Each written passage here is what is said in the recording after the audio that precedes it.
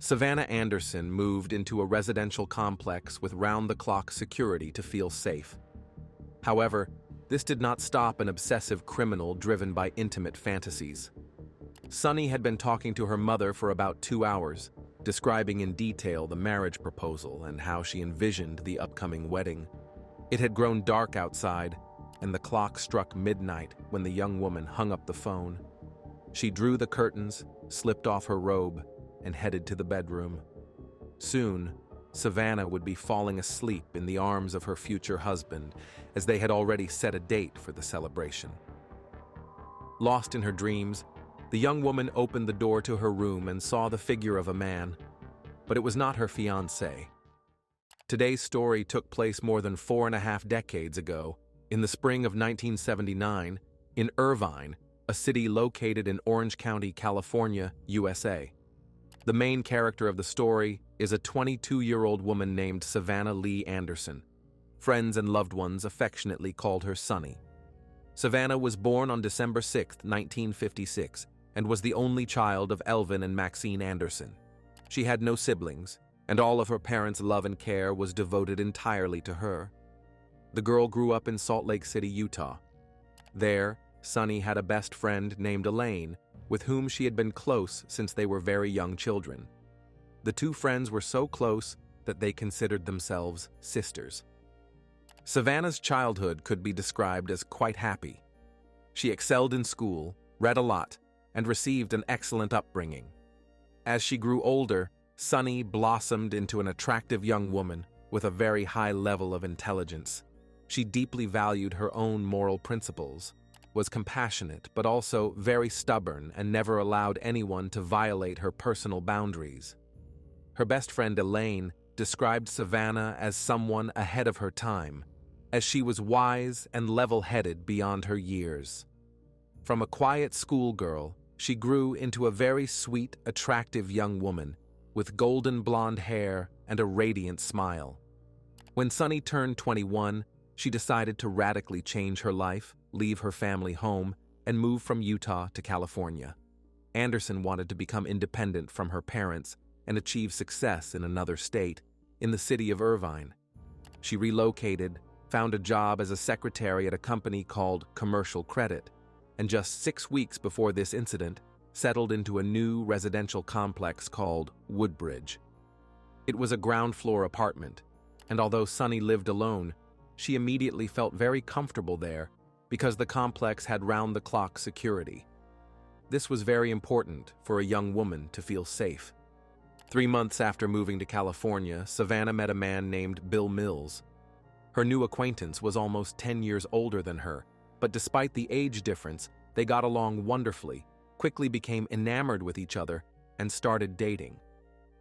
Just 6 months after the start of their relationship, Bill proposed to Savannah, and she accepted. Although the couple had not been together for long, the man almost immediately realized that she was the woman he wanted to spend the rest of his life with. Sunny was also thrilled about the engagement and was over the moon with happiness. But unfortunately, this joy for the newly engaged couple was short-lived. The day after their engagement, Savannah Anderson became the victim of a truly horrific crime. On May 13, 1979, Sunny spent the entire day with her boyfriend, now fiancé, Bill Mills. They had a wonderful time together, discussing the upcoming celebration, dreaming about the future, and sharing plans for their life. Later that evening, Bill left Savannah's apartment in Woodbridge. They agreed to meet again the next day and go somewhere to celebrate the engagement. However, the next day, May 14th, Sunny vanished. Bill called her home phone throughout the morning, but she didn't pick up. The man began to worry about his fiancée because it was unlike her to disappear without warning. Bill waited for Savannah to call back, but evening came, and there was still no word from her. The concerned fiancé went to the Woodbridge complex where his fiancée lived and started knocking on her apartment door, but again, there was no response. In fact, Mills was not the only one trying to locate Savannah. The manager of the company where she worked as a secretary also decided to visit his employee that evening. The reason was that Anderson had not shown up for work that day and hadn't even bothered to call and inform anyone of her absence. Her boss and colleagues were worried about Savannah because such behavior was out of character for her. Sunny was a responsible employee. For her to simply miss a shift, there had to be a significant reason. The manager called her phone several times in the morning and afternoon, but she didn't answer. That evening, he decided to stop by Anderson's home to check if everything was okay. While Bill was trying to reach his fiancée, Savannah's boss joined him, but there was still no response. Sunny didn't open the door, and there was a deathly silence inside, which was strange because the young woman's car was still parked in the complex lot, indicating she hadn't gone anywhere. Not knowing what else to do, Bill decided to call the police and ask them to conduct a welfare check on his fiancée. The call to the station was made around 7:30 p.m. The law enforcement officers who arrived soon after tried to obtain a spare key to Savannah's apartment, but there wasn't one in the complex's office, so the officers had to find another way to get inside. The police inspected the windows and noticed that one of them, located in the young woman's bedroom, was unlocked. An officer took advantage of this, pushed the window open, and climbed into the room. As soon as he did, a horrifying scene unfolded before his eyes. On the bed lay the body of 22-year-old Savannah Anderson, and she hadn't just died. She had been the victim of an incredibly brutal crime. Sunny had been killed in her own home, where she felt completely safe. The patrol called for backup, and soon detectives from the homicide division arrived at the residential complex. They immediately concluded that the young woman had been subjected to sexual assault. Anderson was found lying on her back with her legs spread apart. Later, the coroner confirmed this theory. The victim's body had already cooled and stiffened, meaning Sunny had been dead for several hours by this point. The perpetrator had wrapped her head in a towel before leaving the scene. When the towel was removed, it became immediately clear how severely the apartment's occupant had suffered. Her jaw was broken, her face was covered with numerous bruises and abrasions, and there was a ligature mark on her neck. The skin on Sunny's throat was also scratched, likely because she had resisted as the criminal deprived her of the ability to breathe, trying to free herself from the strangulation. There were also many defensive wounds on her body, indicating that Anderson had fought for her life. The subsequent autopsy established that Savannah had been struck on the head multiple times with a blunt object, possibly a baseball bat. The official cause of death was strangulation. At the crime scene, the police immediately noticed the absence of blood on the victim's body. There were enormous amounts of red stains all around. On the bed where Savannah lay, on the blanket covering her body, and blood splatter on the wall and the headboard of the bed. But the body itself was clean, with only bruises and scratches remaining.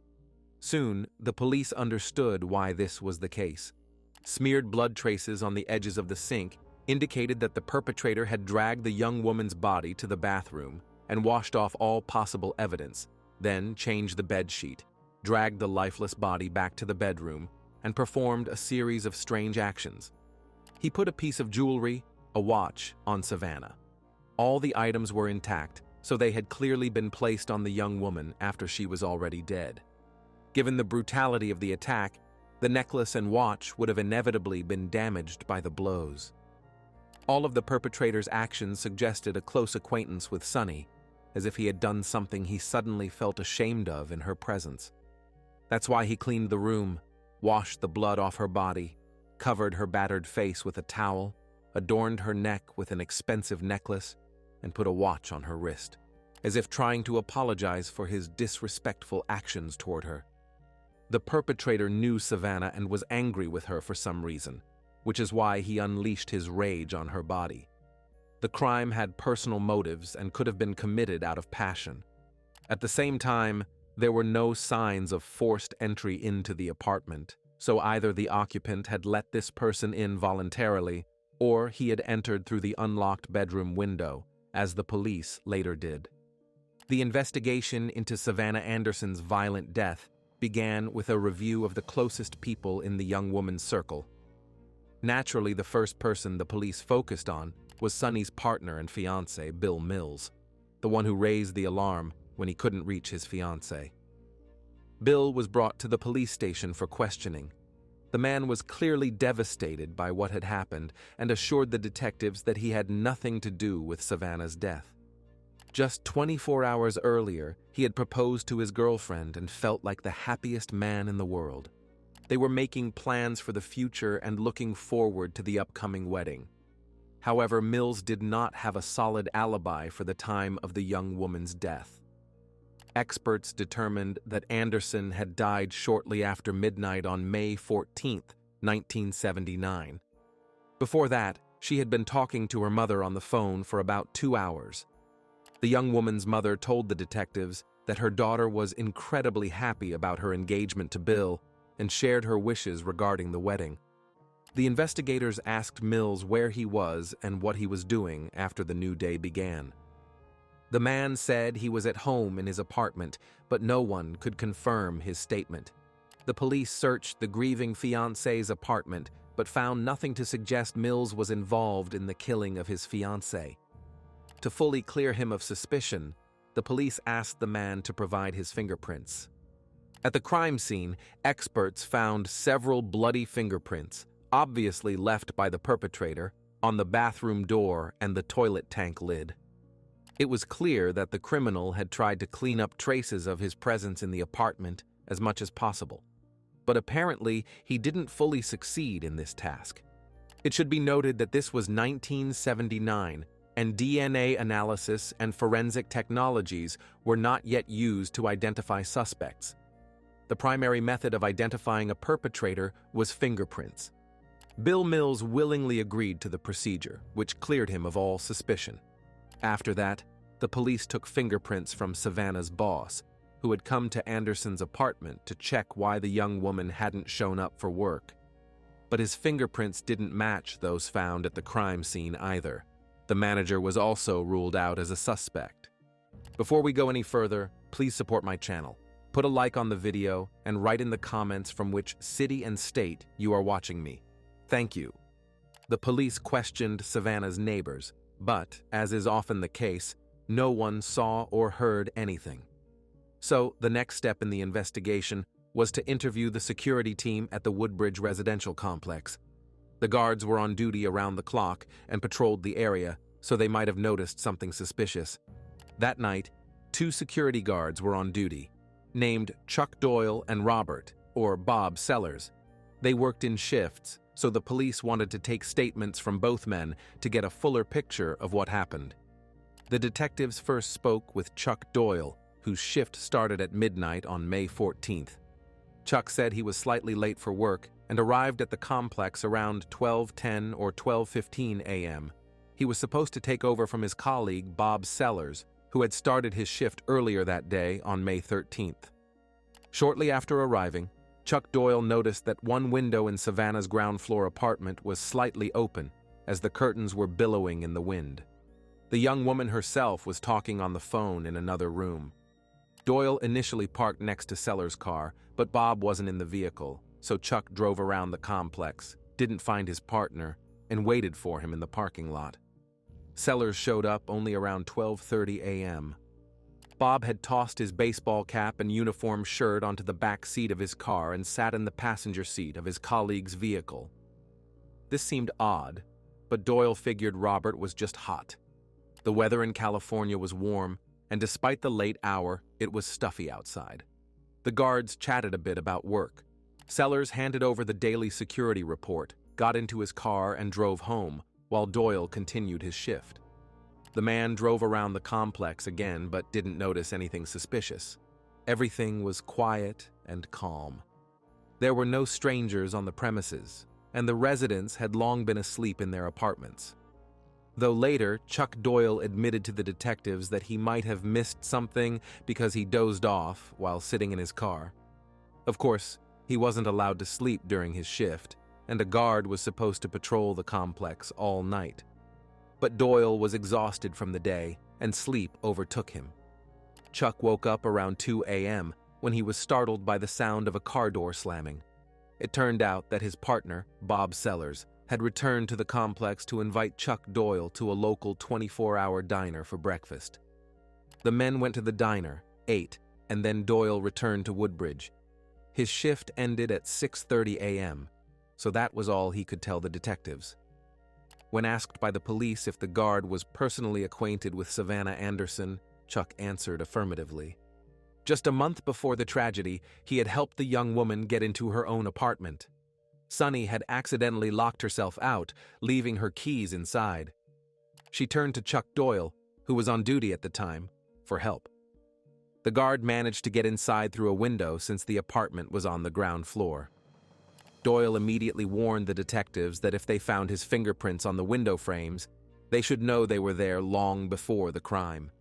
Chuck's entire story seemed suspicious to the investigators. It contained several red flags. First, why did the guard immediately try to explain the possible presence of his fingerprints in the deceased young woman's apartment? Second, his tardiness to work and then sudden sleep also raised doubts about the truthfulness of his story. Could Doyle have been trying to cover up his crime this way? The detectives still had to figure this out. For now, they decided to talk to the second guard, 22-year-old Robert Sellers, to get his account of that night. And as the police soon discovered, Bob's story didn't quite match Chuck Doyle's. Sellers said his shift started around 4 p.m. on May 13th, 1979, and was supposed to end at midnight. During his rounds of the premises, he also didn't see or hear anything suspicious. Bob confirmed that Doyle was a bit late that night, so he had to stay longer to avoid leaving the area unattended. Then Sellers returned to the complex's parking lot in the early morning to invite his colleague to breakfast together. However, unlike Doyle's story, Bob said this happened not at 2 a.m., but at 3:30 a.m. The second guard's story also didn't inspire confidence in the police. What was the point of returning to work a couple of hours later to have breakfast with a colleague? Bob Sellers had worked a full shift at the complex until late at night. Why not go home and sleep? Why did he leave and then return a couple of hours later to have breakfast in the middle of the night? These were the questions the detectives asked the guard. Sellers explained to the officers that, in addition to working as a security guard, he was enlisted in the U.S. Marine Corps and had to report to a military base at 6 a.m. that day. Since he had stayed late after his shift, he decided there was no point in going to bed because he'd have to get up again in a few hours. Bob thought he could pass the time with an early breakfast at a diner in the company of his colleague, Chuck Doyle. It seemed to add up, but one question bothered the officers. If Doyle said his partner arrived at the complex around 2 a.m., and Sellers claimed it was 3:30 a.m., then who was lying, and why? The lie meant one of the guards had something to hide. So, the detectives decided to hold a face-to-face confrontation to identify the discrepancies in the stories of both security personnel. Chuck Doyle and Bob Sellers were called in for questioning again, and the police clarified the time when the men went for breakfast. At first, both were adamant about their versions, but eventually, Chuck Doyle admitted he might have mixed up the time because he was exhausted and had fallen asleep on duty. Nevertheless, the police still viewed both guards with suspicion, so they were asked to provide their fingerprints and palm prints for comparison with the samples found in Savannah Anderson's apartment. Due to the odd inconsistencies in Doyle and Sellers' stories, the detectives were convinced that one of them might turn out to be the killer who took the young woman's life. At least, that was the case until the forensic analysis showed that the fingerprints from the crime scene didn't match either man. Suspicion was immediately lifted from them, and the investigators continued searching for the potential perpetrator. They looked into other men in Savannah's life and checked former convicts living in the area, but found no matches again. Experts compared over 100 fingerprints in total, and none of them were a match. The investigation continued for the next few months. Unfortunately, all possible leads were explored and ruled out. The Irvine Police Department shifted its focus to other urgent cases. Savannah Anderson's case was archived as unsolved and began to fade from memory. There was one theory in those years, but it could only be verified 17 years later. detectives suspected that Savannah might have been a victim of a serial killer operating in Orange County, California, in the late 1970s. This criminal was suspected of killing 5 young women under 35 years old. He would break into victims' homes through an unlocked door or open window, force them into sexual acts, and then beat and strangle them. This was exactly what happened to Savannah. However, there were distinguishing features of the crime. The killer didn't wash any of his victims in the bathroom or adorn their bodies after death. The maniac made no effort to clean up the crime scene, so the police ultimately dismissed this theory. In 1996, this killer was finally identified as Gerald Parker and sentenced to death. Meanwhile, years passed without answers about who was responsible for Savannah Anderson's murder. Only 5 years after the crime, Sonny's case was reopened, and Detective Larry Montgomery of the Irvine Police Department was tasked with solving it. The authorities believed that a fresh perspective might uncover something overlooked by the original investigators. Montgomery's attention was immediately drawn to the 2 security guards, Chuck Doyle and Robert Sellers. Due to how strange and inconsistent their statements were, the detective decided to re-interview them to revisit the night Savannah Anderson was killed. Chuck Doyle told almost the same story as he had 5 years earlier. Detective Montgomery was particularly interested in 2 things. First, where was the second guard when his replacement arrived late and couldn't find Sellers anywhere? If he wasn't outside, Karen Stotzenberg was found dead in her apartment on May 14, 1979. If he wasn't outside, he must have been somewhere indoors. And second, why when Bob showed up, was he without his shirt? If you haven't finished your shift, it's foolish to take off your security uniform. Perhaps his shirt was stained with blood. Doyle himself hadn't thought about this question, but when the police asked him about it, he, too, began to have doubts. And Chuck also confirmed that the early breakfast situation was unusual. Sellers had never before suggested going somewhere together. They were colleagues, not friends. So why, on that particular night, did Sellers invite Doyle to breakfast? And was that the real reason he returned to the Woodbridge complex? Or did he have some hidden motive related to the deceased young woman? Doyle mentioned in his conversation with the detective that shortly before Savannah Anderson's death, Bob Sellers had made a comment about her. The man said the blonde from the ground floor was very attractive to him. He found her quite alluring. So after re-interviewing Chuck Doyle, his partner Bob Sellers once again looked like a real suspect. The problem was that his fingerprints didn't match the perpetrator's fingerprints found in Sonny's apartment. The initial investigation had confirmed this. Since everything else pointed to Sellers having some connection to the young woman's death, Detective Montgomery decided to send the samples to the lab for a second comparison. The chance that a mistake had been made earlier was slim.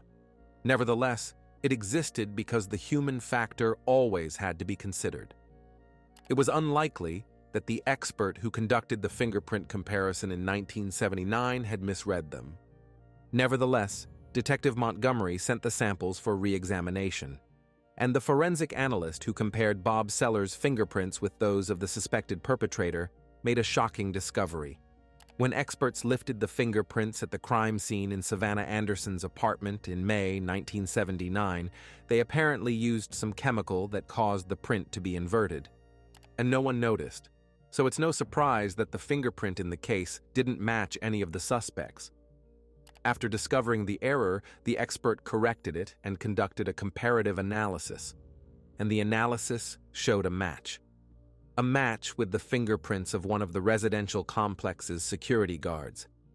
Detective Montgomery was right. The initial comparison was the result of human error. To further confirm his conviction, the investigator sent the fingerprints to the FBI for analysis. And of course, they were able to identify 24 points of contact between the bloody fingerprint from the crime scene and Bob Sellers' fingerprint. This man was responsible for Savannah Anderson's tragic death. All this time, the perpetrator had been right in front of the police's eyes. But only in early 1984, nearly 5 years later, did the detectives finally realize their mistake and obtain evidence that allowed them to arrest the 27-year-old security guard. Robert Sellers was taken into custody on March 29, 1984. The police presented him with the evidence. But despite everything, Bob continued to deny that he had entered the ground-floor apartment on the night of the crime. But he apparently quickly realized that his words meant nothing against physical evidence, and there was no point in denying his guilt. In the end, the guard confessed. However, with each subsequent interrogation, Sellers changed his story about the night he killed Savannah Anderson. According to court documents, Robert initially claimed that Sonny had invited him to her apartment on the evening of May 13th for a drink. Once he was inside, the young woman began flirting with him and pulling him toward the bedroom. He got aroused immediately, as he had long been attracted to Savannah. They started kissing and caressing each other, but then the young woman suddenly got angry for some reason and pointed him to the door. Bob said she grabbed him by the crotch and started pushing him out of the bedroom. Since this caused him pain, he pulled out the baton he carried as a weapon and began beating Savannah. The guard tried to portray his crime against the defenseless young woman as an act of self-defense. If Savannah hadn't harmed him first, he wouldn't have beaten her to a pulp. In another interrogation, Sellers changed his story again. According to him, he and Savannah had engaged in sexual intercourse. Something upset her, and she grabbed him by the testicles. He pulled out the baton and started hitting her. When the arrested man finally realized that the detectives didn't believe his self-defense story and that he couldn't escape punishment, he gathered his thoughts and told the police what really happened that night. Even before Sellers' confession, the police had established that he was literally obsessed with Savannah Anderson. The young woman had moved into the Woodbridge residential complex about 6 weeks before her tragic death. Concurrent with this, as soon as Bob saw Sonny, he fell in love almost instantly. The moment Anderson showed politeness and greeted the guard a couple of times, he decided she should belong to him. Late in the evening on May 13, 1979, while Bob Sellers was working as a security guard at the residential complex, he watched Savannah through the window of her ground-floor apartment. The man saw the young woman talking on the phone. He also realized she was home alone, so he decided to secretly climb through the unlocked bedroom window. So, Savannah never invited Bob over, as he initially claimed. The guard entered through the window and hid in the room while Sonny was still talking on the phone with her mother. When, a few minutes after midnight, she hung up and went to bed, she discovered Robert Sellers in her bedroom. The young woman was horrified. She knew this man worked as a security guard at the complex, but she understood that he was now in her apartment illegally.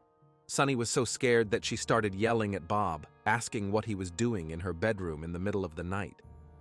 Sellers began making excuses, saying he just wanted to see Savannah and couldn't resist. The man tried to calm the young woman, but she continued to panic. Sonny was crying and screaming at the same time. Then Bob himself began to fear that her screams would attract the neighbors' attention and he could get into trouble. Sellers decided he needed to quiet Savannah somehow. He tried to cover her mouth, and a violent struggle ensued. Sonny had been stubborn since childhood and wasn't about to give up. Then Bob pulled out his guard's baton and began hitting the young woman on the head, then wrapped a belt around her neck and squeezed with all his strength until Sonny fell silent. At some point, Robert lost track of time. He was snapped back to reality by the sound of a car pulling into the residential complex. Sellers realized his partner Chuck Doyle had arrived for his shift. The perpetrator knew he needed to meet Doyle as soon as possible to avoid arousing suspicion. So, he took off his blood-soaked uniform shirt, left her apartment, and approached Chuck's car, after throwing the dirty clothes into his own vehicle parked in the lot. Sellers handed his partner the daily security report and tried to act normal. Doyle noticed Bob's strange appearance, but didn't think much of it, as he didn't see that his colleague's shirt and baton were covered in blood. After a brief conversation with Chuck, Robert got into his car and drove home to shower. Around 1:30 a.m., he decided to return to Savannah's apartment to clean up the traces of his crime, as he hadn't had time to do so immediately after killing the young woman in his rush to meet Doyle. When Sellers arrived at the complex, the other guard was peacefully asleep in his car, so Bob entered the ground-floor apartment without issue. He dragged Savannah's body off the bed, carried it to the bathroom, and began washing off the blood, then changed the blood-soaked bedsheet and placed the young woman's clean body back on the bed. He covered his victim's head with a towel because her face was badly beaten, and he didn't want to look at it in that state, and he covered her bruised neck with a necklace from Sonny's jewelry box. After all these preparations, Sellers climbed onto the bed and, as he put it, made love. That was the sole reason he committed the crime. This man wanted so badly to fulfill his secret fantasies that he was willing to take the life of a young woman just to achieve his desire. As soon as Bob desecrated Savannah's body, he left the apartment again, hoping to quietly return to his car and escape the crime scene unnoticed. But this plan failed because Chuck Doyle woke up at the exact moment Bob slammed his car door. Realizing this, Sellers panicked.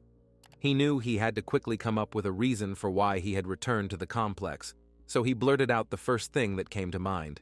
He suggested having breakfast together at a local 24-hour diner. Bob explained to his partner that he had to head to the Marine Corps base in a few hours anyway, so he decided not to sleep. The entire time at breakfast, Robert tried to act as if nothing had happened, chatting about trivial matters and stalling for time. Over the next 5 years, he continued living his normal life. He married his high school sweetheart, and they had a child. Sellers committed no further crimes in his life. After the incident with Savannah Anderson, he became a law-abiding citizen. To some extent, Bob felt invincible. He had gotten away with killing the young woman he dreamed of possessing. Despite all the suspicions, for some reason, his fingerprints didn't match those found in Sonny's apartment. Sellers considered this luck, and when he was called in for a second interrogation 5 years later, he thought he could fool the detectives again. Unfortunately, such an outcome for Savannah Anderson's case was entirely possible if Detective Montgomery hadn't sent the evidence for re-examination, and if the expert hadn't noticed the error. Everything happened as it was meant to. Justice finally prevailed. After his confession, Robert Sellers was charged with burglary, forcible sexual assault, and assault with a deadly outcome. But when the trial began, the guard decided to plead not guilty again, despite having already confessed in court. He didn't deny committing the crime, but Sellers' defense team argued that their client couldn't be held responsible for taking Savannah's life, because on the night of the killing, he was taking pills that affected his mental state. Additionally, he was sleep-deprived, which caused him to snap and lose control when he began beating Anderson. This was one of the most outrageous defense arguments, and of course, it didn't work. Bob Sellers was found guilty and initially sentenced to life imprisonment without the possibility of parole. After the verdict, Bob's lawyers filed an appeal and managed to have his sentence overturned. For a killer to receive life imprisonment without parole, there must be a so-called special circumstance. This circumstance was the forcible sexual assault, but the lawyers argued that Savannah Anderson was assaulted after her death, so it couldn't be considered forcible. The convicted man had engaged in sexual intercourse with a dead body, which couldn't be considered a special circumstance for sentencing. On these grounds, Robert Sellers' sentence was overturned. The prosecutors offered him a deal. If he pleaded guilty to first-degree murder, they wouldn't seek the death penalty. Bob agreed, and instead of life imprisonment without parole, he was sentenced to 25 years to life. This meant he would be eligible for parole after 25 years. Robert Sellers remains in prison to this day. The tragic irony of this story is that the only reason Savannah Anderson moved to the Woodbridge residential complex was its round-the-clock security. She knew how dangerous it was for a young woman to live alone in a new city and wanted to protect herself. But just 6 weeks after moving in, Sonny's life was tragically cut short because the person hired to protect her peace decided to act on his dark fantasies.